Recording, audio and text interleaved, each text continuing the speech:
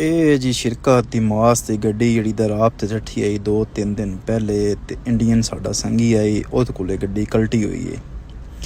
ਹੁਣ ਵੇਖੋ ਕਿ ਸ਼ਿਰਕੇ ਨੇ ਨਵਾਂ ਰੂਲ ਰੱਖਿਆ ਹੋਇਆ ਪੈਸੇ ਕੱਟਣ ਦਾ ਅੱਜ ਕੱਲ੍ਹ ਕਿ ਜਿਹੜਾ ਡਰਾਈਵਰ ਜਿਤਨਾ ਨੁਕਸਾਨ ਕਰਸੀ ਉਹਦੇ ਤਕਰੀਬਨ 45% ਜਾਂ 40% ਯਾਨੀ ਉਹ ਡਰਾਈਵਰ ਪੇ ਕਰਸੀ ਚਾਹੇ ਉਸ ਦੀ ਗਲਤੀ ਹੈ ਜਾਂ ਨਹੀਂ ਹੈ।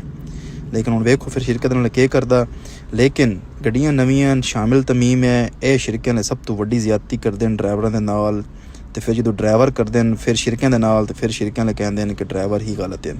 ਲੇਕਿਨ ਬਾਅਦ ਔਕਾਤ ਚਾਂਸ ਹੋ ਪੈਂਦਾ ਕਿ ਡਰਾਈਵਰ ਕੋਲ ਗਲਤੀ ਨਹੀਂ ਵੀ ਹੁੰਦੀ ਤੇ ਗਲਤੀ ਹੋ ਜਾਂਦੀ ਹੈ। ਕੋਈ ਵੀ ਡਰਾਈਵਰ ਆਪਣੀ ਖੁਸ਼ੀ ਨਾਲ ਕਦੀ ਵੀ ਨੁਕਸਾਨ ਨਹੀਂ ਕਰਿੰਦਾ, ਚਾਹੇ ਉਹ ਜਿਹੜਾ ਵੀ ਮਾੜਾ ਡਰਾਈਵਰ ਹੈ ਜਾਂ ਉਹ ਚੰਗਾ ਡਰਾਈਵਰ ਹੈ। ਉਹ ਕਹਿੰਦਾ ਕਿ ਸਮਾਨ ਲੋਡ ਕਰ ਲਿਆ ਇਹ ਮਾਲਕਾਂ ਦਾ ਖੈਰ ਖਰੀਅਤ ਨਾਲ ਮੰਜ਼ਿਲ ਮਕਸੂਦ ਤੇ ਪਹੁੰਚ ਜਾਵੇ।